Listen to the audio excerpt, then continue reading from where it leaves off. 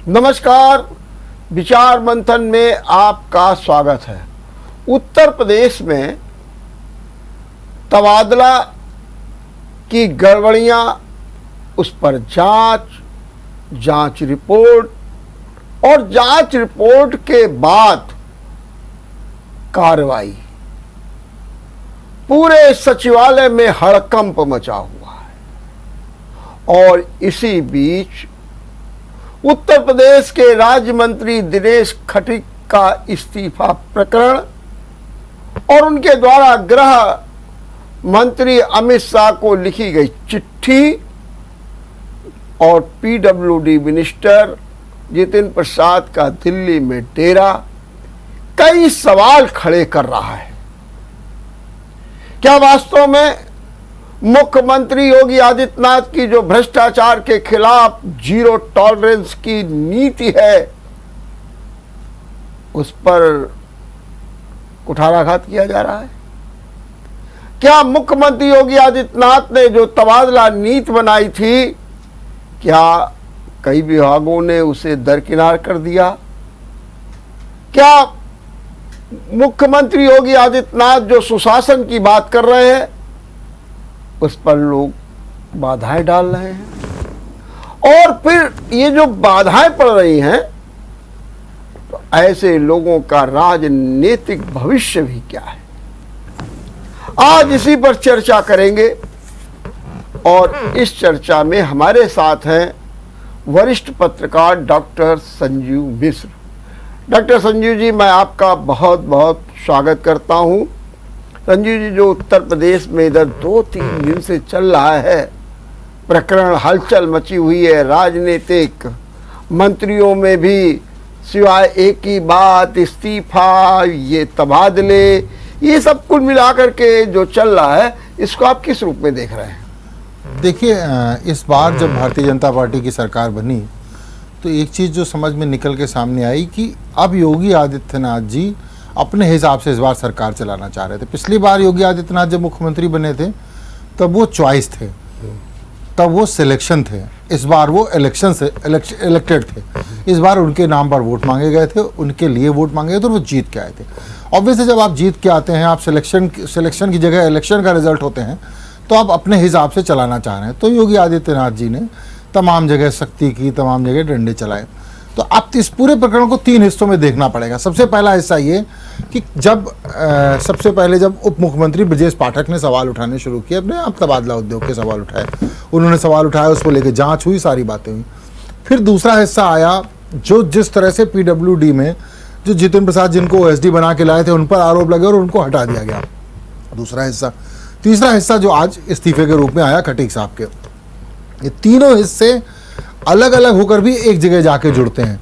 वो ये कि ये व्यक्तिगत महत्वाकांक्षाओं का संघर्ष है, जिसमें कहीं ना कहीं जो भारतीय जनता पार्टी का नेतृत्व, और यहाँ पर भारतीय जनता पार्टी के नेतृत्व से ज़्यादा मैं कहूँगा कि योगी आदित्यनाथ की अपनी जो गवर्नेंस की शैली है, उनके बीच का एक ये द्वंद्व है।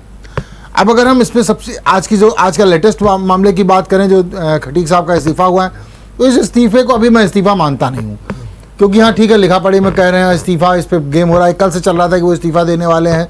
भाई, इस्तीफा आपको देना था, मुख्यमंत्री को देते। आपने गृह मंत्री को इस्तीफा क्यों भेजा? भाई, गृह मंत्री क्या है? गृह मंत्री को इस्तीफा भेजने का कोई मतलब नहीं है। अल्टीमेटली ये सिर्फ एक प्रेशर टैक्टिक्स है। और उस इस्तीफे में पूरे टाइम आप प्रधानमंत्री की तारीफ कर रहे हैं, जेपी नड्डा जी की तारीफ कर रहे हैं, अमित शाह की तारीफ कर रहे हैं, इवन योगी आदित्यनाथ तक की तारीफ कर रहे हैं। तो इसका सीधा मसला है कि आप अपने मंत्री स्वतंत्र देव सिंह पर हमला बोलना चाह रहे हैं और उसके लिए आपने चैनलाइज किया कि आप इस्तीफा दे दें। मुझे एक घटना याद आ गई। अपने कल्याण सिंह जी मुख्यमंत्री थे और स्वास्थ्य मंत्रालय था देवेंद्र सिंह भोले के पास। विधानसभा में देवेंद्र सिंह भोले ने इस्तीफा दे दिया था। कल्याण सिंह इतने प्रिय हैं, इसके बावजूद देवेंद्र सिंह भोले दोबारा सांसद बने, तीसरी बार सांसद बने, सब कुछ हुआ। तो भारतीय जनता पार्टी में शायद विद्रोह या विरोध के स्वर की अनुमति होती है, इसलिए ये सब हो पाया। तो इसको मैं भाजपा का लोकतंत्र भी मानता हूं। लेकिन ये बताइए कि आपने कहा कि ये कैबिनेट मंत्री स्वतंत्र देव सिंह पर हमला है, लेकिन अगर आप उनका पूरा पत्र पढ़ें तो वो कहते हैं अधिकारी हमारी बात नहीं सुनते, दलितों का अपमान हो रहा है, पिछड़ों का अपमान हो रहा है, कोई सम्मान नहीं है, नंबर 1। नंबर 2, वो कहते हैं कि प्रमुख सचिव सिंचाई को फ़ोन मिलाता हूं तो वो फ़ोन काट देते हैं। तीसरी बात वो ये कहते हैं, जब अधिकारियों से कोई काम कहते हैं तो कहते हैं कैबिनेट मंत्री से बात कर लीजिए। इसके बाद 2 आरोप और गंभीर लगाते हैं। एक ये आरोप लगाते हैं कि नमामि गंगे में बड़ा भ्रष्टाचार है, और दूसरा ये भी कहते हैं कि तबादलों में पैसा लिया गया। ये 5 आरोप हैं। तो अगर इन 5 आरोपों को देखा जाए तो फिर इसमें स्वतंत्र देव सिंह कहाँ पर आ रहे हैं? क्या ये आप नहीं माने कि सीधे सीधे योगी सरकार को कटघरे में खड़ा किया जा रहा है? नहीं, देखिए, इन 5 आरोपों में, उनके पूरे इस्तीफे में आपसे सहमत हूं, लेकिन 5 आरोपों में बड़ी चतुराई से, क्योंकि खट्टी साहब भाजपा के ही नेता हैं, अभी 47 साल की उम्र है उनकी, वो बहुत ज्यादा उम्र नहीं है, तो अभी उनको पूरा करियर पड़ा है, तो वो बहुत ज्यादा पंगा नहीं ले रहे हैं। वो उसी पूरी चिट्ठी में शुरुआत करते हैं योगी आदित्यनाथ की बहुत सारी तारीफ से। अमित शाह की उनकी तारीफ कर रहे हैं, चलिए वो तो एक अलग इशू है, लेकिन योगी आदित्यनाथ की बहुत सारी तारीफ से शुरुआत कर रहे हैं। अब दूसरी बात है, उसमें उसी चिट्ठी में जब वो तीसरे नंबर पे कह रहे हैं कि अधिकारी कह रहे हैं आप कैबिनेट मंत्री से बात करिए, इसका मतलब है कि वो ये कहना चाह रहे हैं कि अधिकारियों को कैबिनेट मंत्री ने मना किया हुआ, और इस तरह अधिकारियों पर लगाए सारे आरोप वो घुमा के स्वतंत्र देव सिंह पे लगा रहे हैं। जल शक्ति मंत्रालय पर पहले भी संकट रहा है। दूसरे क्या है कि ये इस तरह से एक बार ये भी साबित करने की कोशिश हो रही है कि स्वतंत्र देव सिंह संगठन के लिए बहुत अच्छे हैं, सरकार के लिए नहीं अच्छे हैं। पिछली बार जब योगी आदित्यनाथ की सरकार बनी तो स्वतंत्र देव सिंह को परिवहन मंत्री बनाया गया, स्वतंत्र प्रभार दिया गया, पूरी जिम्मेदारी दी गई। इसके बाद परिस्थितियां बदली और स्वतंत्र देव सिंह का परिवहन मंत्रालय हटा लिया गया। तब माना गया कि भाई वो संगठन के बहुत अच्छे व्यक्ति हैं, सरकार के लिए बहुत अच्छे व्यक्ति नहीं। अब फिर इस बार ये मामला यही आ रहा है कि कुल मिलाकर जल शक्ति मंत्रालय से महत्वपूर्ण मंत्रालय उन्हें दिया गया, जिसमें तमाम घोटालों की बात हो रही है। पिछली सरकार में भी जल शक्ति मंत्रालय में घोटालों की बातें हो रही थी, इस बार भी हो रही हैं। तो ये सारी बातें हैं कि एक चेहरा मिल गया है सबको पुरानी बातों को रिपीट करने का। इसमें दूसरी पहले बात, जो स्वतंत्र देव सिंह परिवहन मंत्री पद से हटे थे तो वो तो बने रहते, इसी बीच में उनको प्रदेश अध्यक्ष बना दिया गया था, बाद में उन्होंने इस्तीफा दिया था। जरा आप उसको सोचिए, तो प्रदेश अध्यक्ष, जब किसी को प्रदेश अध्यक्ष आप बना रहे हैं, स्वाभाविक आप मंत्री पद ले। नहीं, वो तो मैसेज यही दे। तो फिर प्रदेश अध्यक्ष अगर वो इतने अच्छे थे तो अब प्रदेश अध्यक्ष, अभी लोकसभा 24 में होना है, तो प्रदेश अध्यक्ष से हटा के मंत्री क्यों बनाया गया? दोनों जिम्मेदारी उनके पास है। इसलिए कहीं ना कहीं एक ये मैसेज जबरदस्ती का एक डेवलप किया जा रहा है कि स्वतंत्र देव संगठक बहुत अच्छे हैं, सरकार नहीं चलाने में अच्छे हैं। ये जबरदस्ती का मैसेज दिया रहा। मैं फिर कह रहा हूँ ये ऐसा हो, ये सच नहीं है, लेकिन एक लॉबी जो कहीं ना कहीं बीजेपी के अंदर ये प्रूव करना चाह रही है। दूसरी बात, जहां तक अधिकारियों की बात है, तो इस विभाग में 2 बड़े अधिकारी हैं जिन पर सीधा निशाना है। एक अनुराग श्रीवास्तव है जो इस समय एसीएस है, एक अनिल गर्ग है जो इस समय प्रमुख सचिव हैं। ये अनिल गर्ग पे सीधा निशाना साध रहे हैं। अनिल गर्ग को लेकर तमाम सवाल पहले भी उठते रहे। अनिल गर्ग को लेकर अब अनिल गर्ग का पक्ष जब सामने आएगा तब चीजें दूसरे तरह से सामने आएंगी। अनुराग श्रीवास्तव के स्वभाव को सब जानते हैं। अनुराग श्रीवास्तव बहुत ज्यादा समझौते नहीं करते हैं। उन्होंने कभी अपनी पूरी जितना उनका पूरा आईएएस का कार्यकाल रहा है, समझौते नहीं किए। वो आईआईटी के टॉपर रहे हैं, वो आईएएस के AIR 1 आई थी, वो एक यूनिक कॉम्बिनेशन था जिसने आईटी भी टॉप किया, आईएएस भी टॉप किया। उसके बाद वो यहाँ पहुंचे। कानपुर से उनका जुड़ाव रहा, आईटी कानपुर से बीटेक किया, कानपुर में डीएम भी रहे, तमाम सारे कमिश्नर रहते हुए उनका एक विवाद बड़ा चर्चित हुआ था जब वो पूर्वांचल में थे। लेकिन अब वो अपर मुख्य सचिव हैं, तो कहीं ना कहीं हो सकता है कि अनुराग श्रीवास्तव ने छूट दी हो अनिल गर्ग को कि भाई तुम संभालो अपना। तो जब प्रमुख सचिव के रूप में उनको छूट दी गई, अब अनिल गर्ग ने उसको किस तरह से समझा, अनिल गर्ग ने उसको किस तरह से समझने की कोशिश की, क्या किया। यहाँ विवाद देखिए प्रमुख सचिव पे है, आरोप अनुराग श्रीवास्तव पे भी वो नहीं लगा रहे हैं, लेकिन घेर के उस सारे अधिकारियों को ला रहे हैं। तो खटीक साहब हो सकता है कि एक मोर्चा बन गए हो, और इसीलिए उनका इस्तीफा देने की इतनी इच्छा होती, इतनी महत्वाकांक्षा होती, तो खटीक साहब ने क्या किया होता, वो इस्तीफा मुख्यमंत्री को देते। तो आप ओवरलैप भी तो कर रहे हो मुख्यमंत्री को। नहीं, इसलिए हाँ, वही मैं कह रहा हूँ कि मुख्यमंत्री को पर ही सवालिया निशान खड़े कर रहा। मैं एक सवाल ये कह रहा हूँ, अरे भाई आप गृह मंत्री के पास क्यों गए? अब माना जा सकता है भाई अमित शाह जो है पूरा ओवरऑल उत्तर प्रदेश देख रहे हैं, उन्हीं की चलती है, ये बात हम सब मान सकते हैं। लेकिन क्या दिनेश खटीक अपनी बात को लेकर मुख्यमंत्री के पास गए? क्यों नहीं गए? क्या उनको मुख्यमंत्री पर विश्वास नहीं था? नंबर एक, ये मैं सवाल पूछ रहा हूं। देखिए, इस सरकार में बड़ा कठोर मामला है, कठोर शब्द में बड़ा सोच समझ के इस्तेमाल कर रहा हूं, कठोर मामला है अधिकारियों के मामले में। भाजपा की सरकार बहुत अच्छी चल रही होगी, भाजपा की सरकार में बहुत सारी पॉजिटिव चीजें होंगी, लेकिन अधिकारियों की मनमानी चल रही, इस आरोप से भाजपा नहीं बच सकती है। सेम आरोप लग रहे हैं। आप देखिए, यही आरोप लगाया ब्रजेश पाठक ने, उप मुख्यमंत्री रहते हुए ब्रजेश पाठक ने सीधा आरोप लगा दिया कि अधिकारी मनमानी कर रहे हैं। तो अगर प्रदेश का उप मुख्यमंत्री आरोप लगा रहा है और उसके बाद अब तक कोई कार्रवाई नहीं हुई, आप जांच करा रहे हैं, कर रहे हैं। दूसरा मसला आया जतिन प्रसाद वाला। जितिन प्रसाद बड़े उम्मीद से ब्राह्मण चेहरा बना के लाया गया था। जितिन प्रसाद पहले तो उसी बात पे नाराज हो गए कि उनको फुल फ्लैश कैबिनेट नहीं मिला। अब अगर कैबिनेट मिल भी गया, अब उनको एक जिम्मेदारी मिली, उसमें उनको लग रहा है कि हमें जो काम देना चाहिए हमें वो काम नहीं दिया गया। तीसरा, जितिन प्रसाद एक अधिकारी को दिल्ली से लेके आए। जब वो दिल्ली से लेके आए तो उनको लगा था कि ये बड़ी हमारे साथ काम करेगा, उस पर भ्रष्टाचार के आरोप प्रूफ हो जाते हैं। जब आप किसी को लेके आए और अगर उस पर भ्रष्टाचार के आरोप लगे, इसका मतलब आप भी भ्रष्ट हैं। तो यहां पर जितिन प्रसाद की टेंशन यही है कि वो बेईमान साबित हो रहे हैं। लेकिन मेरी एक बात और भी है, जो दिनेश खटीक आरोप लगाते हैं अधिकारियों पर, क्या आपको नहीं लगता है कि जो मुख्यमंत्री योगी आदित्यनाथ ने अभी जो नसीहत दी है मंत्रियों को, दो शब्द उसमें बड़े मायने रखते हैं। एक तो वो कह रहे हैं कि आप अपने स्टाफ पर अंकुश रखिए, और कहीं कहीं ये लग रहा है कि कहीं ना कहीं समन्वय नहीं हो रहा। दूसरा, वो समन्वय की बात कर रहे हैं, मंत्रियों से कह रहे हैं कि आप अपने में समन्वय बना करके रखिए, माने कि राज्य मंत्री, कैबिनेट मंत्री, ये सब समन्वय बना करके काम करें। तो आज जो ये नसीहत देने की पड़ी है कि अपने स्टाफ पर नियंत्रण रखें, उन पर ये ध्यान रखें, तो इसकी क्या माने तो फिर तो दिनेश खटीक जो बात कह रहे हैं तो उसमें कहीं ना कहीं दम दिखती है। फिर तो दिनेश खटीक ने कही इसीलिए बात है क्योंकि दम है। हाँ। कोई प्रदेश सरकार का मंत्री अगर बिना दम की बात कहेगा तो उसका पूरा पॉलिटिकल करियर खतरे में पड़ जाएगा। भाई अभी उनका पूरा करियर पड़ा हुआ है, अभी विधायक हैं, विधायक से मंत्री बने तो पूरा करियर। दूसरा, ये विभाग ऐसा था जिसमें तीनों मंत्री, ओबीसी का कैबिनेट मंत्री, दूसरे ये एससी के, और जो तीसरे मंत्री हैं वो भी एससी हैं।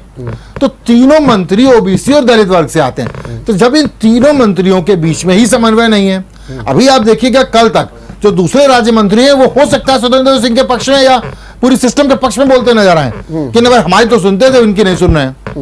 तो ये भी हो सकता है। आज की पूरी जो पेशबंदी हो रही होगी वो ये हो रही होगी कि भाई दूसरे मंत्री को एक्टिव किया जाए।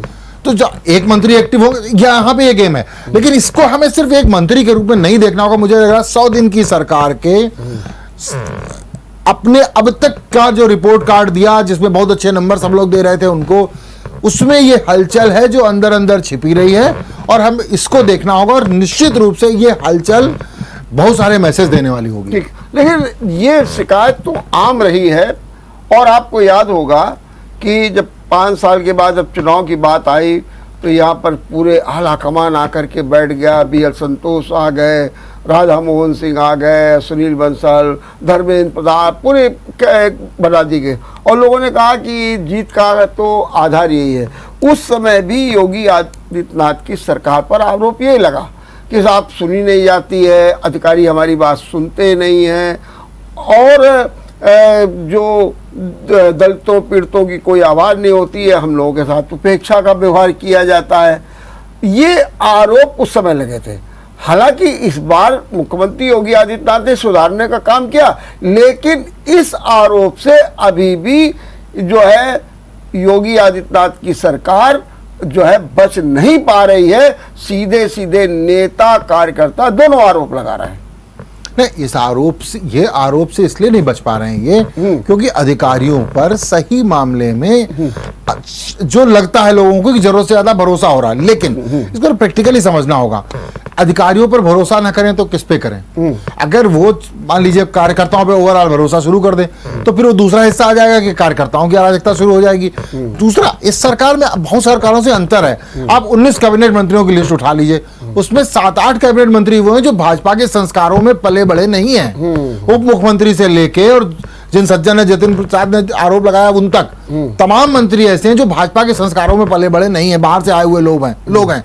ये सारे लोग जो बाहर से आए हुए लोग हैं वो भाजपाई संस्कृति पे के हिसाब से नहीं चलेंगे कि भाई साहब अब एक बार रुकिए, संघ कार्यालय में बात कर लें जरा सा, एक बार रुकिए जरा देख लें अनुषांगिकों का क्या स्थिति, या हम एक अनुशासन के हिसाब से काम करेंगे, हम उस तरह से करेंगे।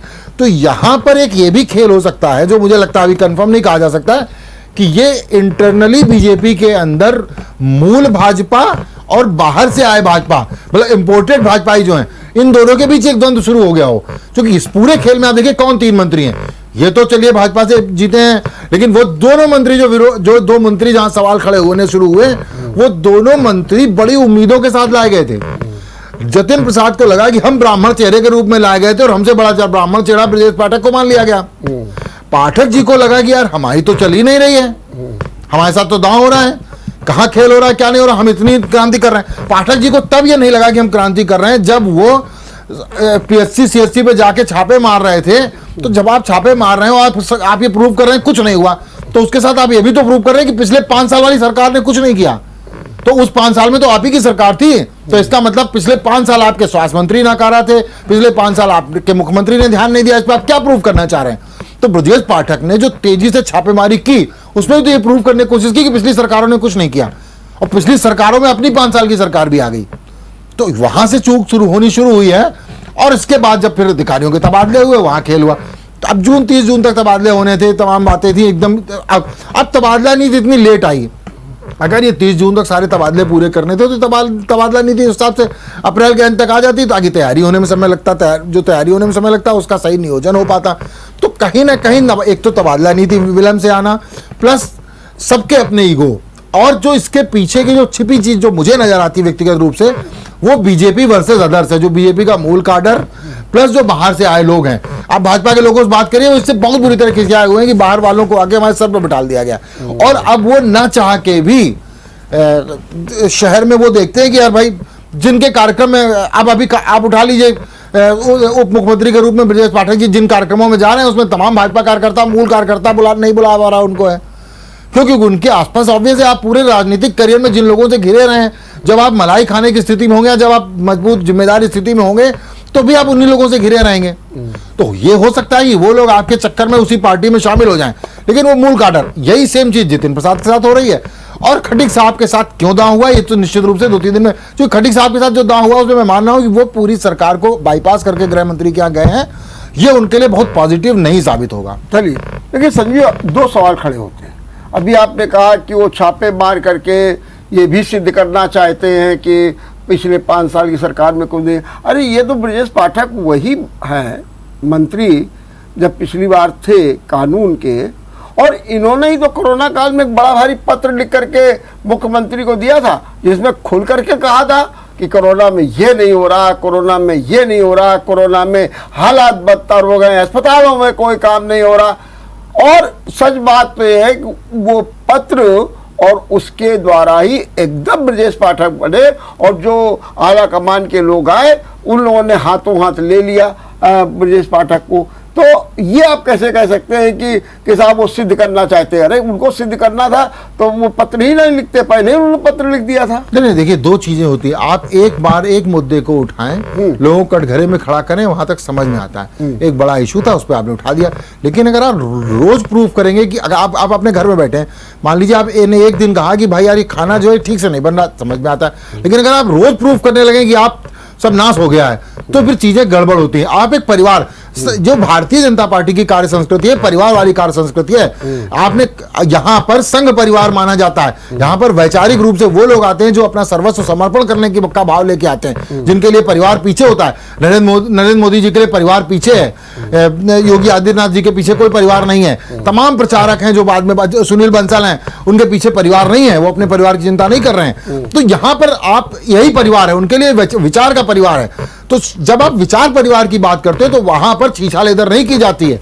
आप अपनी बात कहिए, आप अपने आप को सख्त करिए, आप नियम बनाइए, आप जाइए, लेकिन आप साथ में फोटोग्राफर लेके जा रहे हैं कि भाई आप देखो सब कुछ नाश हुआ पड़ा है। तो कहीं ना कहीं ये गलत मैसेज जा रहा है। मैं आपको मेरा प्रयास ये बताने का है कि जो कुछ हुआ, तो इस पूरे के पीछे जब बहुत इसका विश्लेषण होगा तो ये निकल के आएगा कि पाठक जी ने अल्टीमेटली कोशिश ये की, और अब देखिए आप शांत हो गए क्या 3 महीने में इनके आते सब कुछ सही हो गया? अभी भी लाइन लगती है। आप किसी भी सरकारी स्थान में डॉक्टर नहीं पहुंचते हैं अभी भी।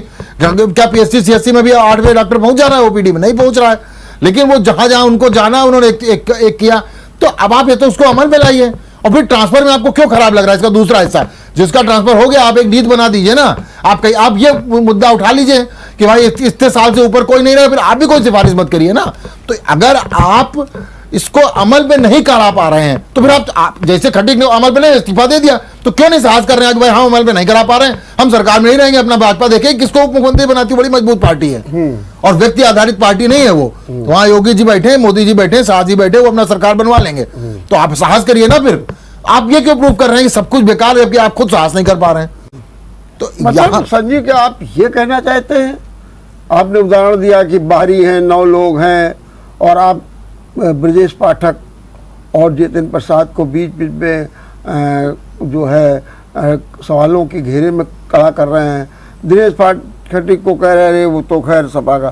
क्या आप अपना ये बताना चाहते हैं कि ये जो बाहरी लोग हैं ये सरकार की छवि को खराब कर रहे हैं, भाजपा की छवि को खराब कर रहे हैं, और ये जानबूझ करके एक बहुत बड़ी साजिश हो रही है? क्या ये आप मैसेज देना चाहते हैं? नहीं, हम ये नहीं कह रहे हैं कि छवि को खराब कर रहे हैं, बिल्कुल भाजपा को मजबूत कर रहे होंगे। अगर नहीं खराब लेकिन इनके कामों से, इनके कामों में चूंकि संघ के संस्कार अभी पूरी तरह नहीं है, इनके अंदर भी भाजपा है, भाजपा बस गई है, लेकिन उतनी रची बसी नहीं है। तो ये वो गलतियां कर रहे हैं जो इन्होंने नहीं करनी चाहिए। इसीलिए तो अदरवाइज छापे नहीं डालना चाहिए। नहीं, छापे डालो, लेकिन छापों के साथ वीडियो फोटोग्राफर ले जाने की क्या जरूरत है? आप छापे डालो, खूब डालो, बाद में लोगों को पता चले। जब हम लोग पत्रकारिता तबादला में गड़बड़ियां हुई तो उस पर सवाल नहीं खड़ा, सवाल खड़े नहीं करो, कार्रवाई करो। आप कार्रवाई क्यों नहीं कर रहे हो? उन्होंने तो जवाब तलब किया, इसी बीच में मुख्यमंत्री ने जांच में डाल दी। नहीं, जवाब तो अपर मुख्य सचिव अमित मोहन प्रसाद है, उसको तो जवाब तलब करके चिट्ठी भी तो लीक हुई। वो अधिकारी अब तक क्यों नहीं इन्होंने सस्पेंड किया कि चिट्ठी किसने लीक की? जवाब तलब करना और उसकी चिट्ठी लीक कर देना, ये दोनों चीजें गलत अलग हैं। बहुत सारे जवाब तलब होते हैं। नहीं, जब वो आदमी खुद ही कह रहा है कि मैंने पूछा है, तो चाहे चिट्ठी लिखे और चाहे मुंह से बोले, बात तो वही होगी। नहीं, लेकिन ये लीक नहीं होना चाहिए। ये सरकार के देखिए, ये अच्छी सरकारों में सिस्टम का हिस्सा होता है कि अगर आप कुछ सवाल अंदर खड़े हो रहे हैं, कैबिनेट के अंदर सवाल खड़े होते हैं, बहुत सारे सवाल खड़े होते हैं, लीक नहीं होते हैं। ये अगर बाहर आ रहा है, इसका मतलब आपके अंदर लोकेशना है। RSS की पृष्ठभूमि में लोकेशना से लोग बहुत दूर हैं। आप लोकेशना नहीं कर सकते हैं। आप बताएं, लेकिन आप चूंकि लोकेशना से भरे पड़े हैं, आपको लग रहा है यार ये भी चीज पॉइंट बहुत बढ़िया, चूंकि इस पूरी तमाम नियुक्तियों के पीछे तमाम खेल होते हैं, सबको पता है। आप कार्रवाई करो। आप इस सवाल उससे बड़ा, मैं हमेशा कह रहा हूं कि ये सवाल बिल्कुल जेन्युइन है कि उनको छापे मारने चाहिए, लेकिन मुझे उनके साथ वीडियो फोटोग्राफर जाने पर आपत्ति है।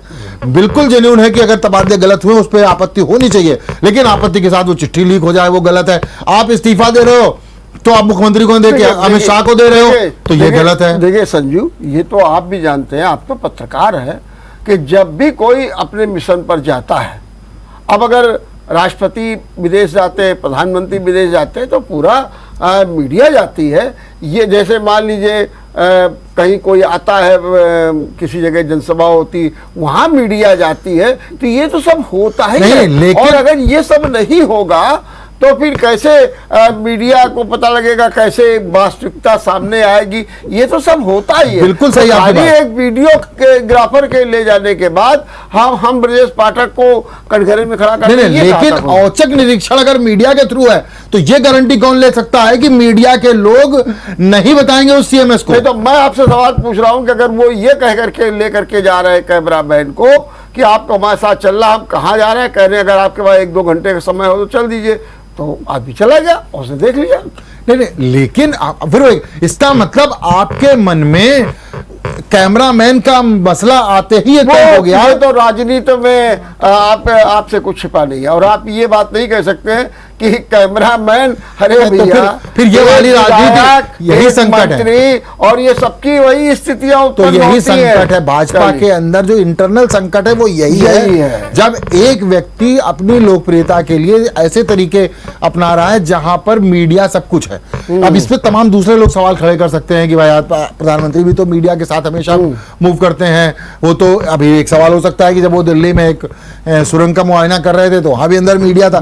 तमाम कहने वाले सवाल खड़े कर सकते हैं और हम वो उनसे सीख रहे हैं, वो खुद सीखे हैं और ये उनका अपना व्यक्तिगत मामला भी है भाजपा का। लेकिन एज ए जर्नलिस्ट जब हम आप विश्लेषण करेंगे तो ये मुद्दे जरूर उठेंगे कि हमने सन 84 वाली भाजपा भी देखी है, हमने सन 2000 वाली भाजपा भी देखी है, जनसंघ आपने देखा, हमने नहीं देखा है, हमने तो हमने टोपी वाला चल रहे थे और पीला झंडा तो हम लोग जब सोचेंगे, हो सकता है भी हमको ओल्ड स्कूल का जर्नलिस्ट कह दिया जाए, बट हमने वो वाली भाजपा भी देखी है जहां पर राजनाथ सिंह मुख्यमंत्री थे या कल्याण सिंह मुख्यमंत्री थे, इवन रामप्रकाश गुप्ता भी थे। तो इन लोगों ने जब काम किए या तब इस लेवल पे लोकेशना नहीं देखी। हम लोग जर्नलिस्ट, मायावती भी मुख्यमंत्री नहीं है, भाजपा माइनस कर दी है, मायावती ज्यादा कठोर कार्रवाई अधिकारियों को कौन करता था, लेकिन 70-80% बार ऐसा हुआ जब मायावती मौके पे पहुंच गए, उसके बहुत देर बाद पत्रकारों को पता चला और कार्रवाई हो गई, डीएम सस्पेंड हुए। ये तो कुछ नहीं कार्रवाई हो रही, अभी तो चार्ट हो, केवल पीडब्ल्यूडी में कार्रवाई हो रही। मायावती तो जनसभा में खड़े होकर सस्पेंड कर देती थी। तो वो भी दौर हमने देखा है और तो, उसका शिकार हमारे यहाँ के कानपुर के एक बड़े वरिष्ठ अधिकारी थे, उनकी बेचारों का निधन हो गया इसी। हाँ, तो नहीं ऐसे तमाम लोग कानपुर में देखिए, लखनऊ में देखिए, कानपुर देहात में एक बार मायावती आई तब और मायावती, लेकिन उस दौर में भी इवन मुलायम सिंह यादव तक के दौर में देखा, अखिलेश यादव तक आते आते चीजें बहुत बदल गई थी, मुलायम सिंह यादव के दौर में भी कार्रवाई होती थी। लेकिन इस लेवल पे जाके कि आप नाटक कर रहे हो, आप मुख्यमंत्री की जगह गृह मंत्री को चिट्ठी लिख रहे हो, आप यहां नहीं मिल रहे हो, अपनी बात नहीं कर रहे हो, आप जाके गृह मंत्री से मिल रहे हो, आप ये क्या प्रूफ करना चाह रहे हो कि ये रिमोट से सरकार चल रही है, हर चीज का फैसला गृह मंत्री करते हैं, आप तो इस सरकार को कटघरे में लाना चाह रहे हो। चलिए हम चर्चा कर रहे हैं यूपी सरकार में मचे हड़कंप की, खासतौर से मंत्रियों के इस्तीफे और तबादलों में गड़बड़ी की। साथ में हैं डॉक्टर संजीव मिश्र, वरिष्ठ पत्रकार। डॉक्टर संजीव, अभी आप बात कर रहे थे तो ये बात भी सामने हुई कि एक मैसेज तो अब ये जा ही रहा है कि भाजपा के लोग बड़े ईमानदार, सत्यनिष्ठ, सुसंस्कृतवान हैं, जानदार हैं, शानदार हैं, लेकिन जो बाहरी नेता हैं ये अपने से बच नहीं सकते। जो ये करते रहे, चाहे बसपा में होकर के करते रहे हो या जो ये कांग्रेस का जो कल्चर रहा है, उससे मुक्ति नहीं मिल पाई है और ये भारतीय जनता पार्टी के लिए हितकर नहीं है। क्या कहेंगे? ये वाला मैसेज तो खैर जाने की कोशिश हो ही रही है, क्योंकि इंटरनली जब आप अपने कार्यकर्ताओं को लेकर तमाम सवाल खड़े होंगे, जब से ये सरकार बनी भारतीय जनता पार्टी के अंदर ये धीरे धीरे आवाजें उठ रही थी। जैसे जब आपको एक ब्राह्मण चेहरे की बात आई कि आपको एक उप मुख्यमंत्री ब्राह्मण बनाना, आपने दिनेश शर्मा को हटाया और आपने ब्रजेश पाठक को बना दिया। कोई बात नहीं, चलिए बाहर से आए, बना दिया, कोई समस्या नहीं है। लेकिन अब भाजपा के कार्यकर्ता को लग रहा था कि भैया जब आपको बनाना ही था, एक को हारने के बाद भी आपने बना दिया उप मुख्यमंत्री, तो दूसरे को बना देते। अच्छा, उनको नहीं बनाना था तो सवाल उठाया गया कि भाई लक्ष्मीकांत वाजपेयी क्या बुरे थे, उनको राज्यसभा भेजा, उससे विधान परिषद बुला के बना देते। खैर ये मान लिया गया कि उनके लिए कोई बड़ी भूमिका है, राज्यसभा भेज दिया गया, उनको वहाँ मुख्य सचेतक बना दिया गया, चलो बड़ी जिम्मेदारी दी गई। एक ये सवाल खड़े हुए। दूसरे, जब मंत्रिमंडल का पूरी स्थिति देखी गई तो जो बाहर, जैसे अब कानपुर से एक राकेश सचान है, वो पहले भाजपा में शामिल हुए, शामिल होते सीधे कैबिनेट मंत्री बन गए। इतनी पार्टियों में रहे, कभी मंत्री नहीं बन पाए। तो जो व्यक्ति कभी किसी पार्टी ने उनको मंत्री बनाने लायक नहीं समझा, आपने सीधे उनको कैबिनेट मंत्री बना दिया, जबकि आपके पास कुर्मी नेताओं की कमी नहीं थी। आप पिछली सरकार में कुर्मी नेता नीलिमा कटियार राज्य मंत्री थी, इस बार आप उनको मौका दे सकते थे, आपने मौका नहीं दिया। विनय कटियार आपके पुराने पूर्व प्रदेश अध्यक्ष हैं, आपके ब्रांड एम्बेसडर थे एक बार राम मंदिर आंदोलन के, इसके बावजूद आपने उनको कहीं मौका नहीं दिया। सरकार से लेकर सत्ता, संगठन से लेकर सत्ता तक सब जगह से दूर है। तो इसी तरह से तमाम सारी जो जिन जाति, अगर आप जाति समीकरण की बात करें तो उन जाति समीकरणों के अनुसार भारतीय जनता पार्टी के अंदर अपने नेता हैं। आप उनका, भाजपा कार्यकर्ताओं का मानना यह है कि जब आपको ओम प्रकाश राजभर धोखा देते हैं तो आपको अपने अनिल राजभर डेवलप करने के लिए ध्यान आते हैं, उससे पहले तक आप उनका ध्यान दे रहे थे। तो कहीं ना कहीं इस पूरे प्रकरण में जो खींचतान मची, उसके पीछे एक कारण ये। दूसरा कारण क्या है, इस बात से मैं पूरी तरह सहमत हूं कि अधिकारी मनबड़ है। जब अधिकारी मनबड़ होता है, जब अधिकारियों की ज्यादा चलने लगती है तो संकट आता है। अधिकारियों की ज्यादा चलती क्यों है, कभी इस पर ध्यान देना चाहिए। अधिकारियों की ज्यादा चलती ही तब है जब मंत्री प्रभावी नहीं होता, या जब मंत्री हल्केपन की बात अधिकारी से करते हैं। जब मंत्री पूरे अधिकार के साथ, जब मंत्री जानकारी के साथ अधिकारियों से बात करेंगे तो अधिकारी मनमानी नहीं कर पाते हैं, या अधिकारियों के ऊपर कोई सर पे हाथ नहीं होता। अधिकारियों को लग रहा है कि देखिए पहले सर पे हाथ लेके आइए, उसके बाद आइए, थोड़े दिन रहिए, विधायक बन जाइए, फिर मंत्री बन जाइए। तो अधिकारियों के लिए यूपी और विशेषकर भाजपा तो सत्ता तक पहुंचने का हिस्सा बन गया। आप पिछले चुनाव से एक अधिकारी भेजे गए पहले उनको, फिर उसके बाद इस बार उनको मंत्री बनाया गया, बिजली का मंत्री ए के शर्मा बने, आपने अपने शर्मा को नई मंत्री बनाया। इसके बाद आपने ये आए असीम अरुणा, ये सीधे मंत्री बना दिया गया पहली बार विधायक बन के। तो तमाम लोगों को लगता है कि भाई ये इसलिए सिर्फ मंत्री बना दिया, हम तो 4 बार से चुनाव जीत के आए थे, हम दलित भी थे, हमको नई मंत्री बनाया गया। तो ये तमाम चीजें हैं जो चल रही हैं और इससे नहीं इनकार किया जा सकता। लेकिन जो सरकारें होती हैं, सरकार चलाने के अपने फंडे होते हैं और ऑब्वियस है वो अपने हिसाब से सोच के कुछ कर रहे होंगे, उस पर सवाल नहीं खड़े किए जाने चाहिए। आज जो 3 मामलों पर जिन पर हम चर्चा कर रहे हैं उसमें 2 मामले ब्रजेश पाठक और जितिन प्रसाद वाले, तो मुझे लगता है कि जितिन प्रसाद का मामला तो पूरा है कि उनका ईगो बुरी तरह हर्ट हुआ है। वो जिस अधिकारी को लेके आए थे उसको बेईमान साबित कर दिया गया है। उसको मुख्यमंत्री ने अपने स्तर से निर्देश देके राज्यपाल की तरफ से एक अधिसूचना जारी करके वापस भेज दिया गया दिल्ली, और न सिर्फ वापस भेजा गया, सरकार से हटाने के साथ उसके खिलाफ विजिलेंस जांच शुरू करा दी गई। आप एक ओएसडी लेके आते हैं, ओएसडी मतलब सबसे क्लोज, वो तब जब मुख्यमंत्री बार बार कह रहे हैं, जैसे मंत्रिमंडल गठित हुआ था मुख्यमंत्री ने एक आदेश जारी किया था कि कोई भी आदमी अपना रिश्तेदार, अपना परिचित ओएसडी नहीं रखेगा। इसके बावजूद आपके लिए एक ओएसडी आता है, आप उसको ओएसडी बना लेते हो, इट्स ओके। जब आप बना लेते हो उसके बाद आप उस पर इतने बड़े आरोप लग जाते हैं। जब ये आरोप लग जाते हैं तो आप कहा भले ना जाए, आपको घुमा के कहा जा रहा है कि गुरु तुम बेईमान हो। एक ये खेल हो रहा है। दूसरा हिस्सा इससे बड़ा खतरनाक है कि उप मुख्यमंत्री सवाल खड़े कर रहे हैं तो जांच हो रही है, कार्रवाई नहीं हो रही है। इतने दिन जांच कौन करेगा? अधिकारी करेंगे। अधिकारी फिर वही अधिकारी तो सब दोस्त होते हैं, परिचित होते हैं, सब मान लिया जाए। तो अधिकारी की जांच तो पीडब्ल्यूडी में भी हुई है। नहीं, वहां पीडब्ल्यूडी में कार्रवाई पहले हुई है, आप समझिए अंतर है। रिपोर्ट आई है, रिपोर्ट के बाद वो खुलासा तब हुआ है जब कार्रवाई हो गई है। अंतर समझिए दोनों चीजों में। हाँ। वही मैं जो अभी ब्रेक से पहले हम लोग बात कर रहे थे, जहां उत्साह में खुलासे हुए वहां इमेज का फॉर्मेशन उल्टा हो गया, वहां सब कुछ हो गया तब खुलासा हुआ। जब मुख्यमंत्री ने उनको रिलीव करवा दिया, कार्यमुक्त करा दिया, तब खुलासा हुआ यार यहाँ इतना गड़बड़ हो रहा था। इन्होंने पहले खुलासा कर दिया और खुलासा करने के साथ चिट्ठी जारी हो गई, मीडिया को पता चल गया। तो यहां पर बिल्कुल यही अंतर है। बिल्कुल आपने बिल्कुल सही बात पकड़ी कि वहां पर भी सब हुआ, लेकिन वहां इसलिए कार्रवाई हो गई क्योंकि वहां सब जांच के पहले सब जांच करा ली गई, खुलासा हो गया। यहां अब जांच लंबित है, कोई कार्रवाई नहीं हुई, पर इनको पहले कार्रवाई करानी चाहिए थी। अच्छा, अब इसमें 2 बातें बताइए। खटीक जो है सीधे गृह मंत्री को पत्र लिखते हैं, क्या करना चाहिए गृह मंत्री को? अब गृह मंत्री तो पंचायत करेंगे, क्या करना चाहिए उनको कोई प्रेडिक्ट नहीं कर सकता बीजेपी के मौजूदा नेतृत्व को। हम लोग स्टूडियो में बैठ के प्रेडिक्ट करने की कोशिश करें तो सब इतने बड़े बड़े पत्रकार सब फर्जी साबित हो गए, सारे सूत्र फर्जी साबित हो गए, राष्ट्रपति से लेकर उपराष्ट्रपति तक। नहीं, उसे करना आपसे मैं ये नहीं कह रहा हूँ कि वो क्या करेंगे, करना क्या करना देखिए नैतिक आधार पर उनको कहना चाहिए जाओ भाई मुख्यमंत्री से मिलो। कहना तो यही चाहिए कि भाई ये मुख्यमंत्री का विशेषाधिकार है। बट ये कौन कहता है राजनीति में? अभी आप खुद ही कह रहे थे और सच भी कह रहे थे आप कि राजनीति में दोनों चीजें देखनी पड़ती, साम दाम दंड भेद। तो कहीं ना कहीं भेद भी देखना पड़ेगा, दंड भी देखना पड़ेगा, साम भी देखना पड़ेगा। दाम वाम तो जो चल ही रहा होगा, तो ये पूरी लड़ाई दाम और दंड की है, उसके चक्कर में साम और भेद का कंफ्यूजन हो रहा है। तो यही सब देखेंगे, कुछ बुलाएंगे, कुछ समझाएंगे, हो सकता है इधर से भी किसी बुलाया जाए, हो सकता है कोई पैचअप की बात चल रही हो सकता है स्वतंत्र देव सिंह आज शाम को उनके घर चाय पीने चले जाएं। क्या होगा ये नहीं पता। हो सकता है मैंने वो जो पहले बात कही थी, हो सकता है दूसरा मंत्री बयान जारी करे कि बहुत बढ़िया है मंत्री, तो हमको हर मीटिंग में बुलाते हैं, ये खुद ही नहीं आते हैं, या ये कह देंगे हम 3 मीटिंगों में बुलाया था, ये नहीं आया, पता नहीं क्या निकल के आएगा, कल तक सामने आएगा। लेकिन ऑब्वियस है कि सेंट्रल लीडरशिप को आज बैठक भी बुलाई गई है, दिल्ली में एक बैठक बुलाई गई बीजेपी सेंट्रल लीडरशिप की, जिसमें जेपी नड्डा भी रहेंगे, अमित शाह भी रहने वाले हैं। तो इतनी शिकायतों के बाद ऑब्वियस है कि बैठक बुलाई जाएगी, उसमें बात होगी और बड़े फैसले होंगे। कहीं ना कहीं एक मैसेज दिया जाएगा कि हल्की सी चोट लगी, इसकी ठीक से सर्जरी कर ली जाए, ये होने वाला मुझे तो आला कमान को हस्तक्षेप करना ही पड़ेगा। नहीं, वो तो तय हो गया, शायद कोई बैठक हो भी रही है। आज एक बैठक दिल्ली में कोई बुलाई गई है, तो हो सकता है किसी दूसरे बहाने से बुलाई जाए, लेकिन बैठक में डिसीजन होगा और इस पर डिस्कशन जरूर होगा, क्योंकि भारतीय।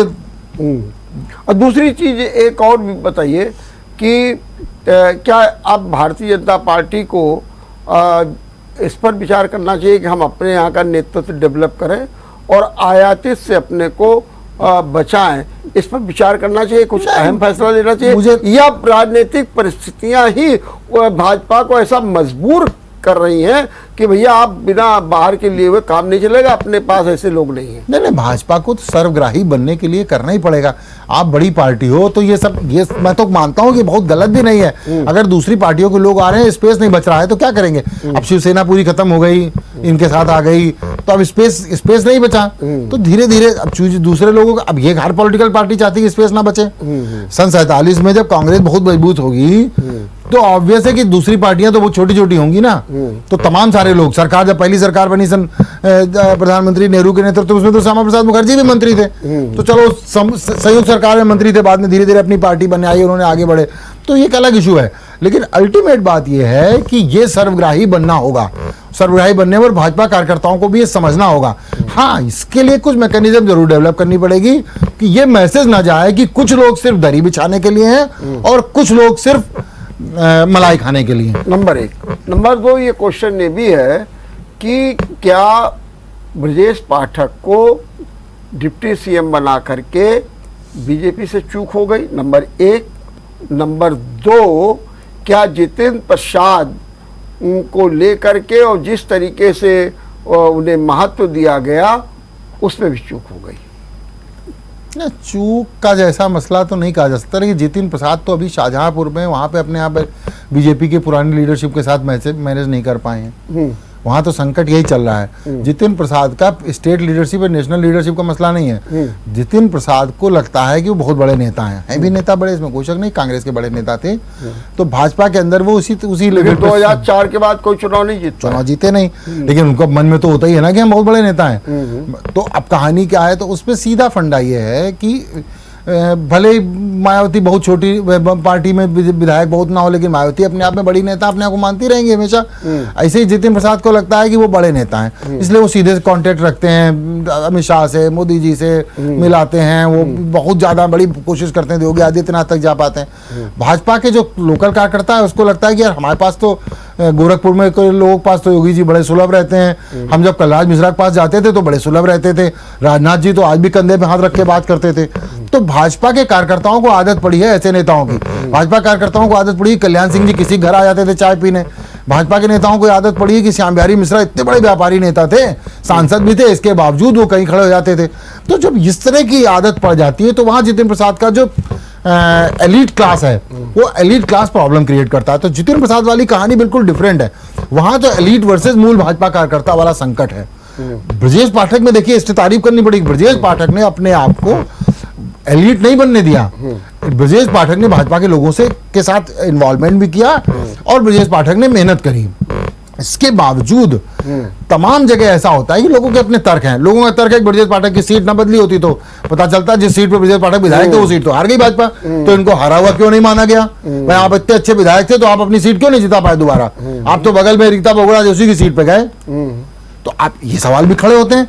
तो यहाँ पर इंटरनल एनालिसिस हमेशा से दो पक्ष होते हैं और जो इनके दोनों के साथ काम कर रही है। अब आगे गलती हुई कि नहीं हुई ये तो नहीं कहा जा सकता, लेकिन अब भाजपा जरूर इस बारे में सोच रही होगी कि कैसे हम कार्यकर्ताओं का मनोबल बढ़ाएं, क्योंकि सरकारें आती जाती रहेंगी, अटल जी भी कहा करते थे, लेकिन देश रहना चाहिए। ऐसे भाजपा के अंदर पार्टी और कार्यकर्ताओं का अस्तित्व रहना चाहिए। ठीक बात। दूसरी ओर आप ये भी देख रहे हैं कि दिल्ली में जितेंद्र प्रसाद है और बड़े मौन रूप में सारी परिस्थितियों को देख रहे हैं डिप्टी सीएम केशव प्रसाद मौर्य, वो भी समय दिल्ली में है।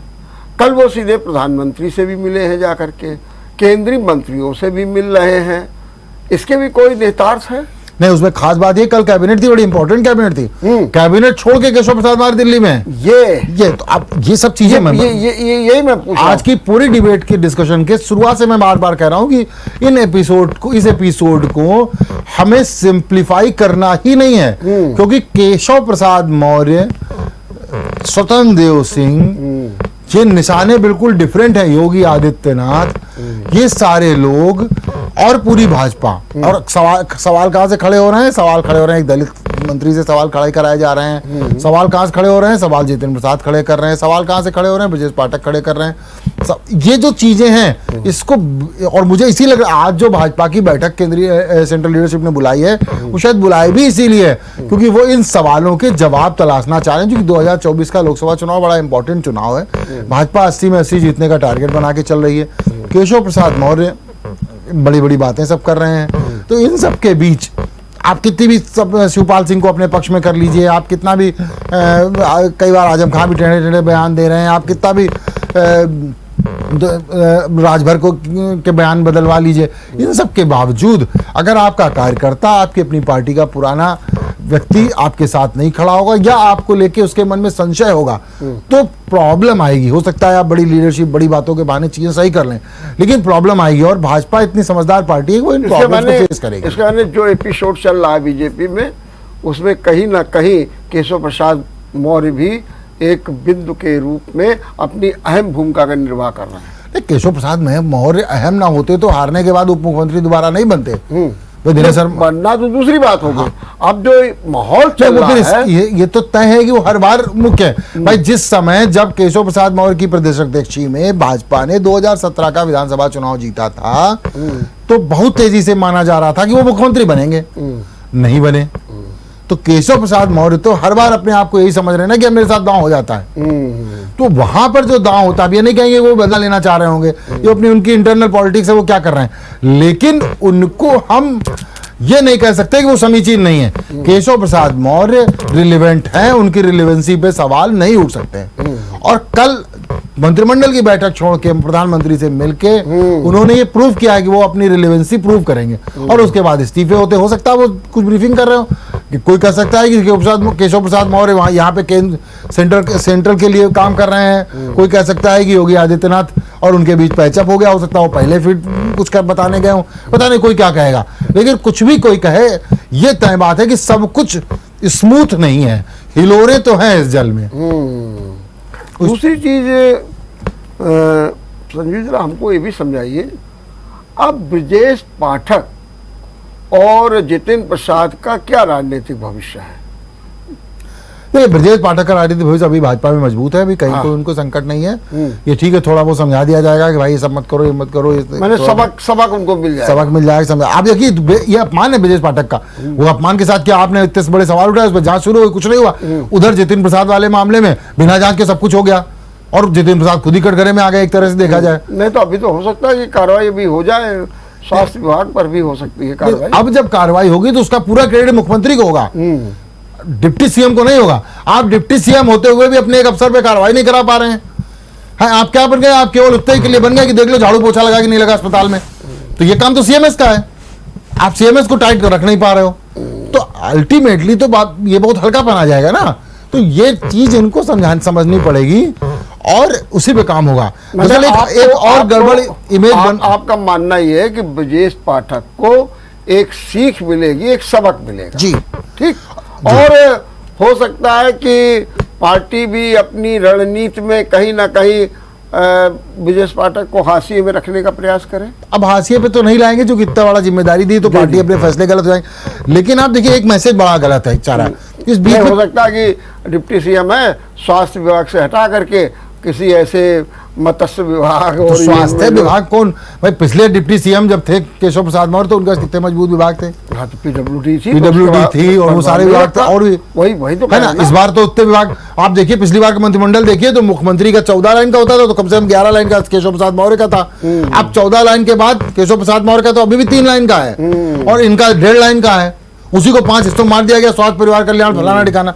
तो ये है। दूसरा एक बड़ा गलत मैसेज जा रहा है कि और जो बड़ी तेजी से मार्केट में है, लोगों तक पहुंच रहा है कि इनकी ब्रजेश पाठक को उप मुख्यमंत्री बनवाने में दिल्ली के एक मीडिया के आदमी का हाथ है। मान लो हो भी तो ये तरह साथ मीडिया ले जाके नहीं प्रूव नहीं करना चाहिए था। तो इससे साफ लग रहा है कि कुछ पत्रकारों को अच्छा भी लग सकता है कि चलो पत्रकार एक उप मुख्यमंत्री चला रहा है, लेकिन इससे एक साफ बात मैसेज जा रहा है कि आप अपने लेवल पे नहीं सोचते हो या आप अपने उससे नहीं। तो ये मैसेज भी बदलना होगा इनको ब्रजेश पाठक को, और इनको उस पर काम करना होगा कि अब इनकी अपनी इमेज के साथ चीजें पॉजिटिव सामने आए। चलिए, तो ब्रजेश पाठक को तो मिलेगा सबक, लेकिन जितेंद्र प्रसाद को क्या मिलेगा? जितेंद्र प्रसाद को सबक मिल गया है। अब वो जितना अब उनको उनकी जो उनके एंटी बीजेपी के अंदर जो वो लॉबी है जो जितेंद्र प्रसाद को बर्दाश्त नहीं कर पा रही थी, उसके लिए शाहजहांपुर से लेके वेस्टर्न यूपी में कहने भर का बहुत है यार तुम वो एसडी लाए दो, चोर निकला। वो क्या निकला क्या नहीं निकला उसके खिलाफ जांच होगी, बाद में सामने आएगा, लेकिन प्रेशर में जितेंद्र प्रसाद हैं। अब जी। जितिन प्रसाद अपने उस प्रेशर को ईज करने के लिए इधर उधर घूम रहे हैं, लेकिन ये नहीं कह सकते कि वो प्रेशर में नहीं है। लेकिन बीजेपी भी ऐसे व्यक्ति को कहीं ना कहीं हाशिए पर तो डालेगी। तो वो आगे समय बताएगा, हाँ। कभी मंत्रिमंडल नहीं, विस्तार वैसे- होगा, कोई बदलाव हाँ। होगा। हाँ। अभी देखिए, अभी प्रदेश अध्यक्ष किसी को बनाना है, अभी तमाम चीजें आएंगी, तो इस सब चीजों पे बहुत फैसले होने हैं। और मुझे लगता है कि अगले हफ्ते 10 दिन 15 दिन में जो चीजें लिंगर थी, मुझे उपराष्ट्रपति चुनाव के बाद भारतीय जनता पार्टी को एक नया प्रदेश अध्यक्ष मिल जाएगा। स्वतंत्र सिंह से भी कहा जाएगा कि मिलकर काम करो, चीजों का ये मैसेज ना जाए, उनको भी समझाया जाएगा और चीजें बहुत अलग तरह से सामने आएंगी। हो सकता है मंत्रिमंडल विस्तार के नाम पर कुछ लोगों को शामिल करके कुछ लोगों के विभाग बदले जाएं। बिल्कुल ठीक बात है आपने कहा। बहुत बहुत धन्यवाद डॉक्टर संजीव मिश्र, आपने बहुत अच्छे ढंग से अपनी बात की। निश्चित रूप से उत्तर प्रदेश में जो इस समय हलचल मची हुई है, उस हलचल में अब आला कमान भी निश्चित रूप से सक्रिय हो गया है और लोगों को सबक भी सिखाया जाएगा, सीख भी दी जाएगी और एक मैसेज भी आएगा कि भाई इनको सरकार तो ऐसे ही चलेगी और उसमें भ्रष्टाचार का जीरो टॉलरेंस रहेगा। और इससे खास तौर से उन लोगों के लिए जो आयातित हैं, उनके लिए एक निश्चित रूप से घेरा बनेगा। देखते रहिए विचार मंथन। नमस्कार। अगर आपको हमारा वीडियो पसंद आया हो तो हमें लाइक करें, सब्सक्राइब करें और ज्यादा से ज्यादा शेयर करें। और हाँ, बेल आइकॉन दबाना ना भूलें ताकि हर खबर का अपडेट आप तक पहुंचे तुरंत। आप हमें इंस्टा, ट्विटर और फेसबुक पर भी फॉलो कर सकते हैं। हमारी आईडी है @JMT News Flash।